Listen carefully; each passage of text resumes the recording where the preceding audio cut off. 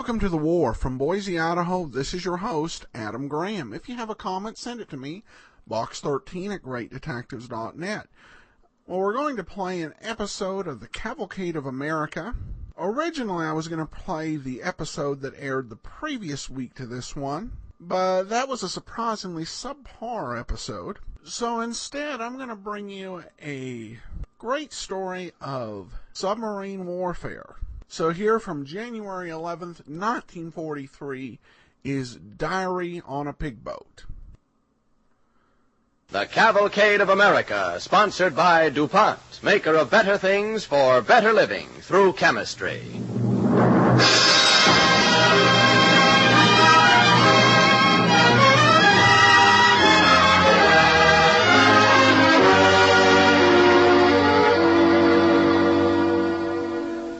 Good evening, ladies and gentlemen. This is the Cavalcade of America, sponsored by DuPont. Tonight we bring you a story based on facts of our Navy in action, with Edwin Jerome of the Cavalcade Players in the role of the submarine commander in Diary on a Pig Boat, an original Saturday Evening Post story by Frederick C. Paynton, made into a radio play for Cavalcade by Stuart Hawkins. Ralph Bellamy, who was to have been with us tonight, will be Cavalcade star January 25th. As a special guest tonight, we will present at the close of our play Lieutenant Commander Willard A. Saunders, who recently was awarded the Navy Cross for distinguished service. In accordance with naval regulations, all names of ships, places, and individuals mentioned in this broadcast are fictitious. The technical references and operational details are authentic, but are so employed as not to give aid or comfort to the enemy. Starring Edwin Jerome in Diary on a Pig Boat on the Cavalcade of America, sponsored by DuPont.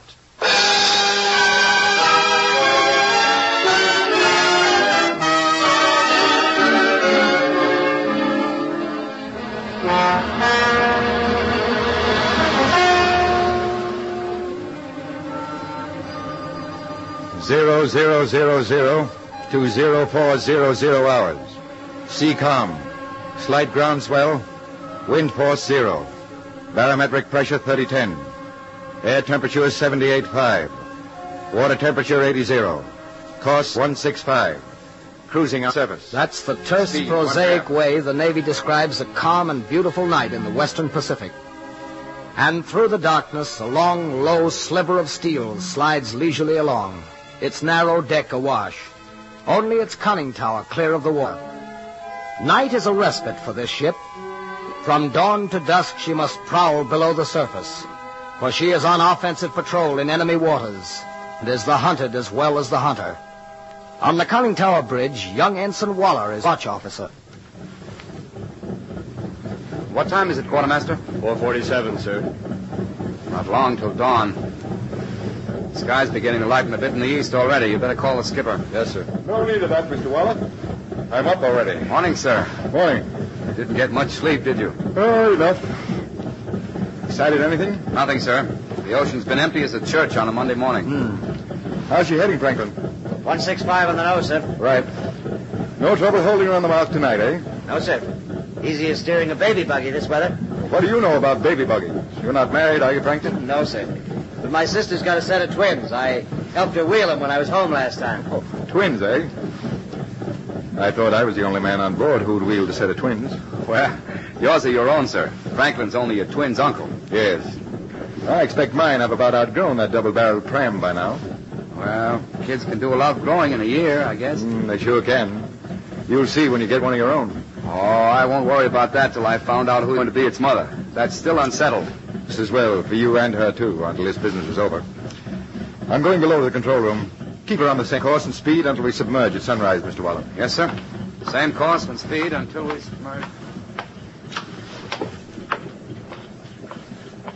Morning, Gallagher. What's that I smell? Coffee? The cook was just through with a fresh pot, sir. Hey, Wash, come on back with that jamoke. The captain wants some. Yeah, I'll be right there in a minute. You'll be right here, sir. No hurry. 3 enemy destroyers, 3 points forward to the starboard beam, 5,000 knots away, heading straight for us, sir. Very well, Mr. Waller.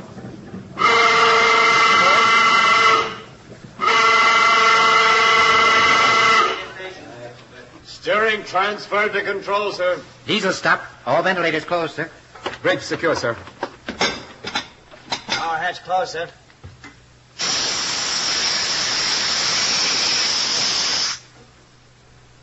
All ballast vents open, sir. Pressure in the boat. Take it to 60 feet, Mr. Meade. Full dive on the bow diving plane. Full dive on the bow plane. Aye, aye, sir. 10 degrees on the stern diving 10 plane. degrees on the stern plane. Aye, aye, sir. Motors ahead, 2,000 aside. Motors ahead. 2,000 aside, sir. Submerged, sir. There were just 3 destroyers, Mr. Waller? Yes, sir. Headed right for us. But it was still too dark for them to have seen us. I think it was. 45 feet. All ahead north. All ahead normal, sir. Propeller sounds. Bearing 7-4, sir. They're coming fast. 50 feet. 55 feet. Level off. 60 feet. 60 feet. 60 feet. She's heavy forward. Pump from the forward to the aft trim tanks. Aye, aye, sir. That'll do. Final trim, sir. Level at 60. Propeller sounds. Bearing 8-1 now, sir.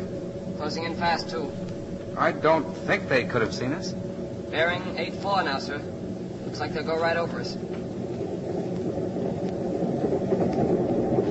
Maybe they've got better eyes than you think, Waller. Don't need no detective to hear him now.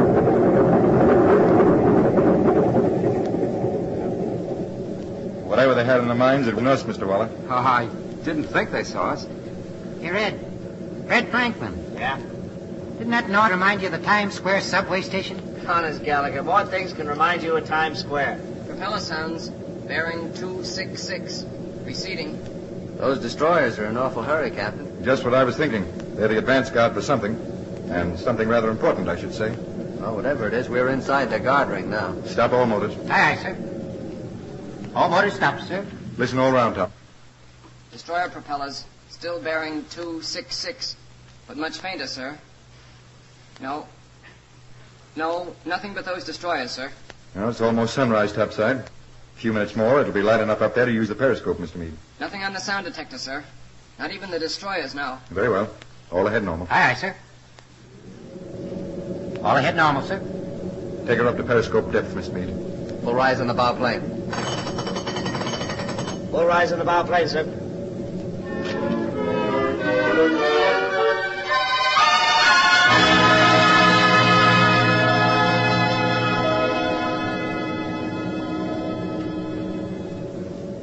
Level at periscope depth, sir. Up periscope. Up periscope. Aye, aye.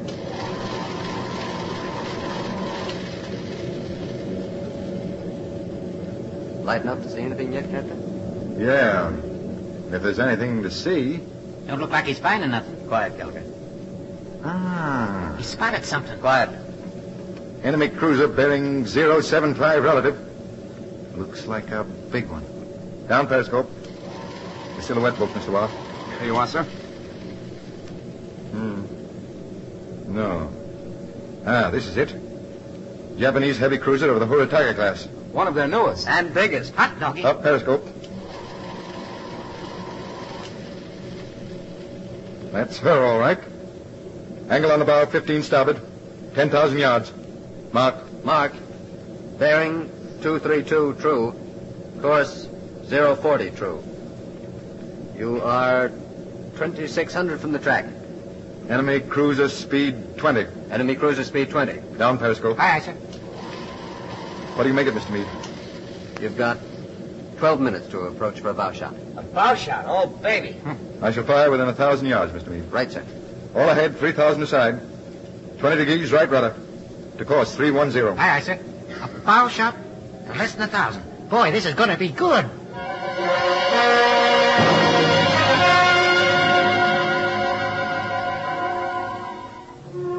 You are listening to Diary on a Pig Boat, starring Edwin Jerome on the Cavalcade of America, sponsored by DuPont. As our play continues, 10 minutes have elapsed since Commander Haas has sighted a Japanese cruiser and has ordered his men to make ready for attack. All tubes ready for firing, sir. Very well, Waller. Enemy propeller sounds. Bearing 08. Up periscope. Aye, aye, sir. Come right to course 315. Down periscope. Right to course 315, sir. Hold her on it. Slow to 1,500 aside. 1,500 aside, sir. Up periscope. Steady as she goes. Steady as she goes, sir. Stand by. Fire 1. 1 fired, sir. Fire 2. 2 fired, sir. Fire 3. 3 fired, sir. Fire 4. 4 fired, sir. Down periscope. Full left rudder. Full left rudder, sir. Take her down to 100 feet, Mr. Meade. Full dive on the bow plane. All ahead 3,000 aside. Full dive on the bow plane, sir. 3,000 aside, sir. Watch out. Them pencils don't slide off the chart table, Lieutenant. Yeah, I got 'em. How'd you look, Captain? Big as a house. If I didn't miss completely, we were hearing something at 55 seconds. 50 seconds now. 50 feet. 55. 60 feet. All ahead normal. All ahead normal, sir. 80 feet. 85. 90. Check her with the bow plane. Aye, sir. 95. 98. Level off. Aye, sir. 100. 100. 100. Final trim at 100 feet, Captain. Nice dive, Mr. Meade. Stop all motors. All motors stop, sir. Listen all round, Thompson. Cruiser propeller sounds. Speed unchanged, sir. Sure is warming up in here. Quiet. Any second now. Hot doggy. 2 explosions on the starboard beam, sir. We heard him, you lug. Quiet. Only 2, I guess. 2 out of 4 isn't so bad, Skipper. Wow, what was that? That wasn't no torpedo. That must have been our magazines blowing up. Gallagher's right. You got her where it hurts, Skipper. Enemy propeller sounds have ceased, sir. Yippee! Honorable Chappie, don't feel happy. Pipe down. Those destroyers will be back here looking for us in a hurry now. All ahead normal. All ahead normal. Aye, aye, sir.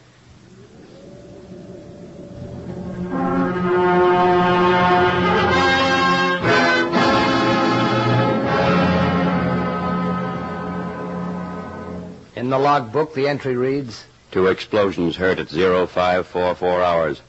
Another louder explosion, believed to be cruiser's magazines, heard at 0556.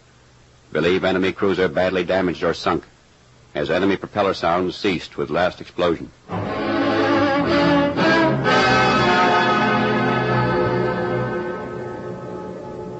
Propeller sounds approaching, sir. Bearing 276. Stop all motors. There's more than one ship. Coming in fast. About 35 knots. The destroyer's all right. Rig for depth charge, Mr. Waller. Rig for depth charge. Pass the word to all compartments. Rig for depth charge. Rig for depth charge. Rig for depth charge. Get them watertight doors closed. Lively there. Franklin, pass out cotton for the men to put in their ears and see that they do it. Aye, aye, sir. All men not needed, lie down and brace yourselves. Get hold of something and hang on. We may be shaken up a bit. All watertight doors closed and dogged securely, sir. All right, Gallagher, stuff that cotton in your ears or you'll be minus your hearing. Aye. Franklin, Boyd, Gallagher at your stations. Aye, aye, And sir. Thompson, of course. Yes, sir. Everybody else lie down. Rig for depth charge, sir. Very well. Enemy propellers within 1,000 yards, sir. Speed and bearing unchanged. Hey, Red. See what I mean about Times Square subway station? Right, hang on, boys. They started laying their eggs.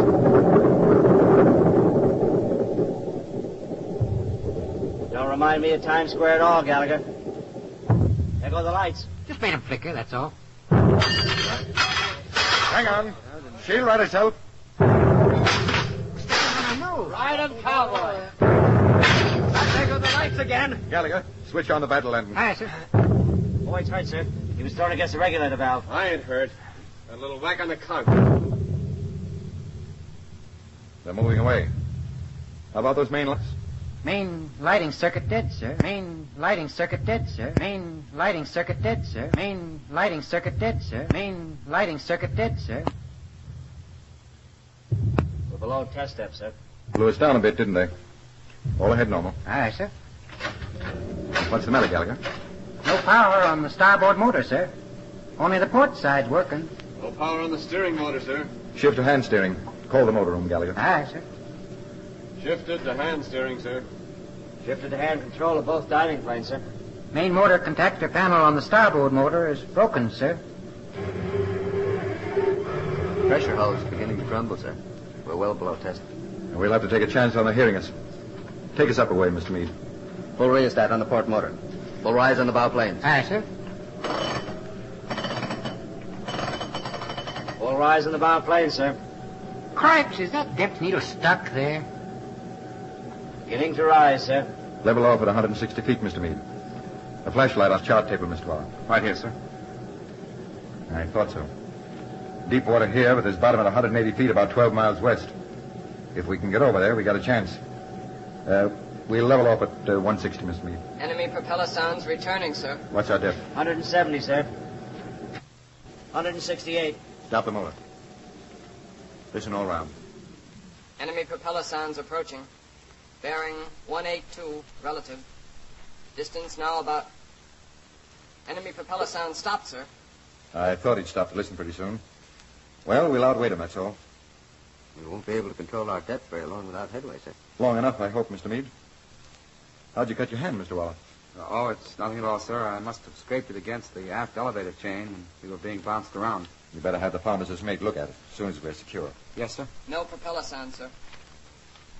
Depth 180, sir. 182. Losing steerage way, sir. No propeller sounds, sir. Very well. 190. 193. Losing control of depth, sir. Very well. No propeller sounds, sir. Think them guys are going to start up their engines?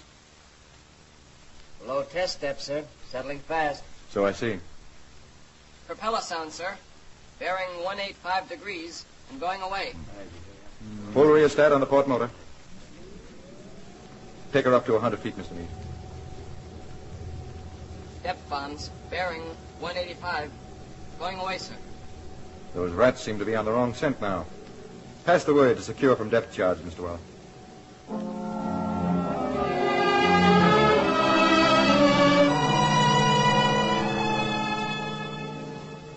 But in the logbook, it only says... Attacked by 2 enemy destroyers at 0628 hours.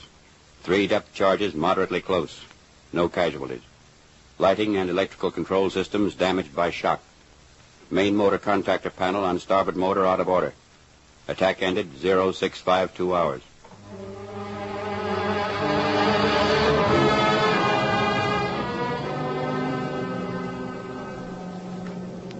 Well, we should be over the shallow bottom now.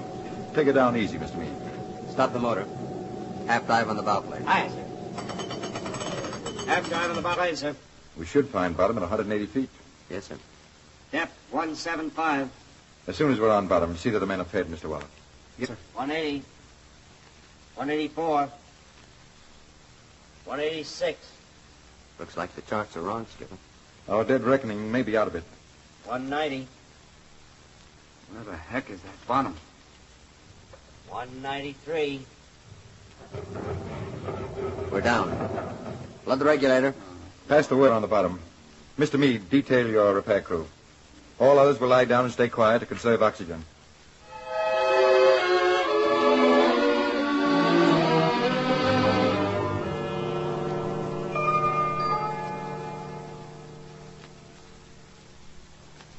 I wish they'd get that motor panel fixed.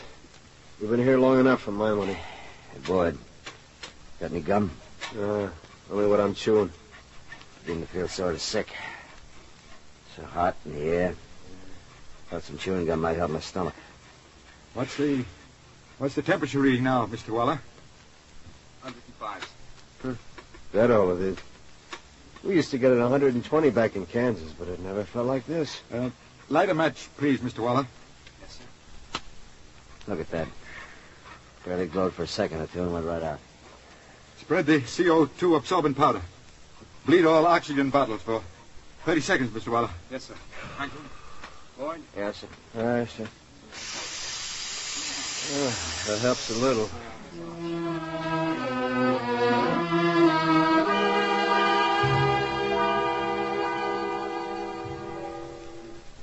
Four hours. 6 hours. 9 hours. Still on the bottom. The air is so thick you could cut it into chunks. The heat under the pressure at this depth is like an oven. Men lie inert, stirring only when one of them coughs the queer, straining cough. That's the prelude to nausea. And the hours drag on, and the repair crew works doggedly, speaking in hoarse whispers that are queerly audible through the 5 compartments of the silent, tortured ship. And the logbook merely says, Still on bottom affecting repairs.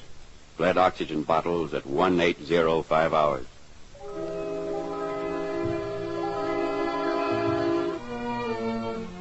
1805 hours. That's 5 minutes past 6 p.m. And still they're there. 6:30. 7 o'clock. The sun has set up above. Down here there's only heat and silence and heads that ache from the closeness of the air. It's taking them so long in that motor room anyhow. Maybe Gallagher's daydreaming about Times Square. He's forgetting to work. No. Fixing the panel's his only chance of getting back to Times Square. He's working all right. Could be on the surface now if they'd snap out of it. The fresh air coming down that hatch. The stars winking. Pipe down, look. Hey, lights. I got them fixed anyhow. Lights, fellas. All right, Skipper. Lighting, electrical control circuits repaired, and so is the main motor panel. Very well. Stand by to surface. Stand by to surface. All hands to stations. Snap into it, men.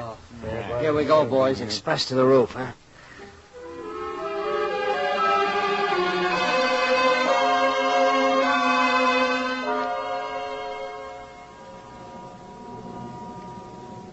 Depth 40 feet, sir. Stop. All motors. Aye, sir. Listen all around. What the heck? It's dark topside now. What's the delay about? Yeah? Suppose we should pop up in the middle of a Jap convoy. You want to breathe fresh air, not shell fire, don't you? No propeller sound, sir. All ahead, normal. Oh, number 1 tank.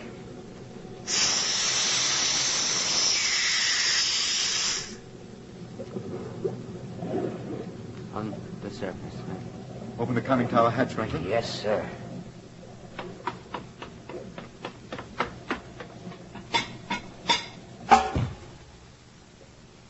Hey, you can taste the air. It's so fresh and cool. Transport to the bridge, Mr. Waller. Let the men off watch go topside by 3s. Smoking lamps lit for 10 minutes below decks. Captain Haas, sir. Yes? What is it, Franklin? Fleeing debris on the port side, sir. The Japanese seaman's capping a lot of junk that must be off that cruiser. The water's lousy with it. Nice shooting, Skipper.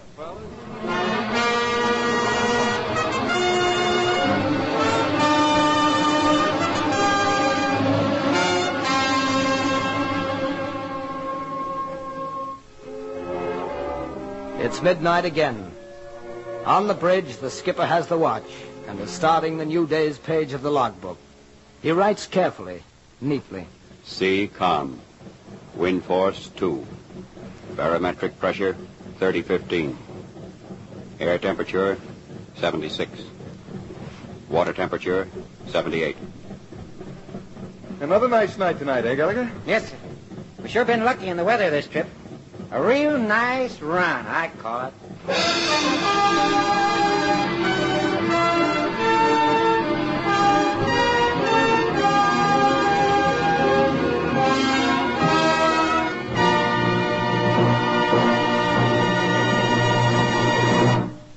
Thank you, Edwin Jerome. Ladies and gentlemen, in a few moments, Mr. Jerome will return to the microphone to introduce our special guest of the evening, Lieutenant Commander Willard Saunders of the United States Navy. Before we hear from him, we have a story of chemistry in today's world. Army-Navy E for Excellence awards have now been announced for 17 DuPont plants in every part of the country for their performance in turning out many different kinds of war materials. The latest presentation, made a few days ago, is so extraordinary that we think you'd like to hear the story. The latest Army-Navy E went to the DuPont Company's Nylon Research Laboratory and Pilot Plant, one of very few awards made to a research group. These DuPont men and women aren't manufacturing tanks or planes on a production line.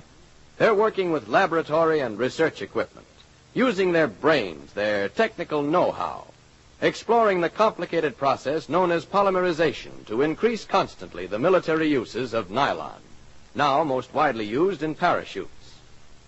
What the Army and Navy think of this kind of brain work as a contribution to winning the war is revealed by the words of Brigadier General Benjamin W. Chidlaw, who presented the award.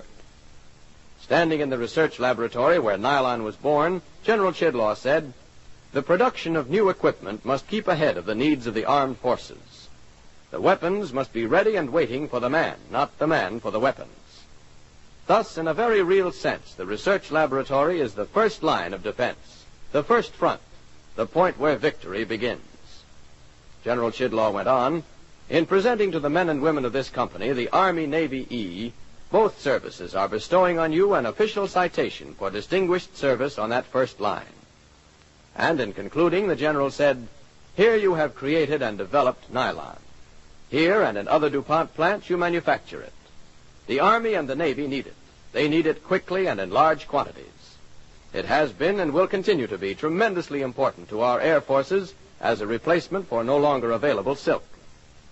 The armed forces gratefully acknowledge this fact. Our millions of men in khaki and blue look to you for equipment to be used on the battlefronts, land, sea, and air, and they are thankful to you for your efforts." Unquote. With this nylon award, 17 Army-Navy pennants now fly over DuPont plants. These pennants are symbolic of the wartime performance records of the DuPont Company, peacetime maker of better things for better living through chemistry. And now our star of the evening, Edwin Jerome.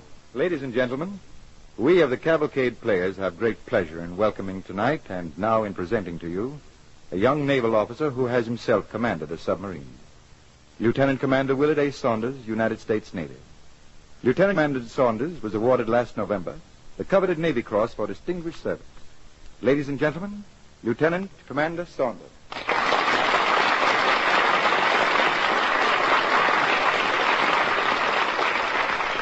Thank you. Our submarine service has long been known as the silent service. That is, we're not given to saying much about ourselves, and we don't have a great deal of publicity. Tonight you have heard that silent service speak through the actors in this dramatization. Of course, they cannot really convey to you all that takes place, nor all that passes through our minds as we cruise beneath the surface. But this play has struck me as realistic and gripping. After hearing it, you will agree with me, I think, that too much credit cannot be given to the officers and enlisted men who are backing up the captain all the time. Their fighting spirit can't be beaten.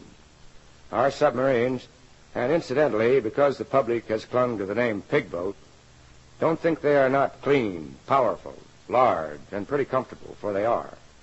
Our submarines are carrying the war right to the enemy. They are continually on the offensive and getting results. This story tonight has shown you that our subs are sinking the rising sun.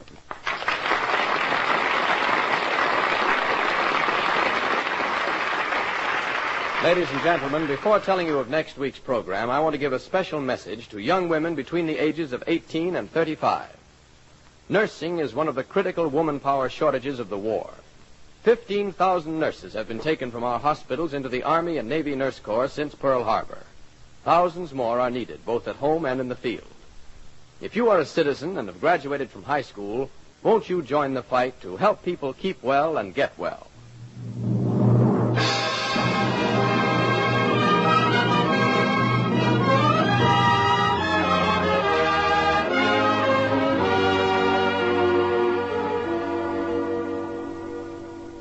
Next week, ladies and gentlemen, Cavalcade of America, sponsored by DuPont, presents Soldiers of the Tide, a story of the United States Marines on Guadalcanal. Our star will be the popular screen actor, Dennis Morgan.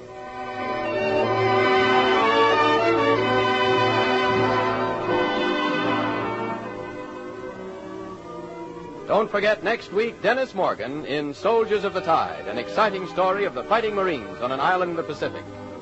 The orchestra and original score on tonight's program were under the direction of Don Voorhees. This is Clayton Collier sending best wishes from DuPont.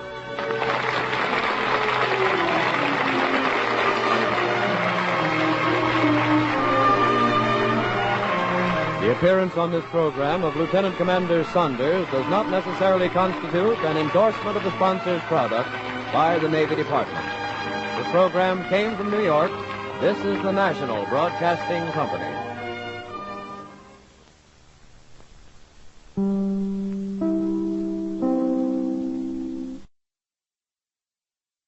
Welcome back. Well, you see right there why we play so much Cavalcade of America on this show. There's that dedication to historical accuracy, good production values, even without a major star. And you get to hear from people, real people, who actually did these things. And so I hope you're enjoying the Cavalcade as much as I'm enjoying bringing it to you. That'll do it for now. If you have a story about your experiences or that of a loved one in World War II, I'd love to hear from you. I welcome all your comments at box13@greatdetectives.net. Ken Curlin provides the opening theme. Heroic, KenCurlin.com. Andrew Rhines edits our sound. OTRWesterns.com. I'm your host, Adam Graham. The war is offered as a service of the great detectives of old-time radio.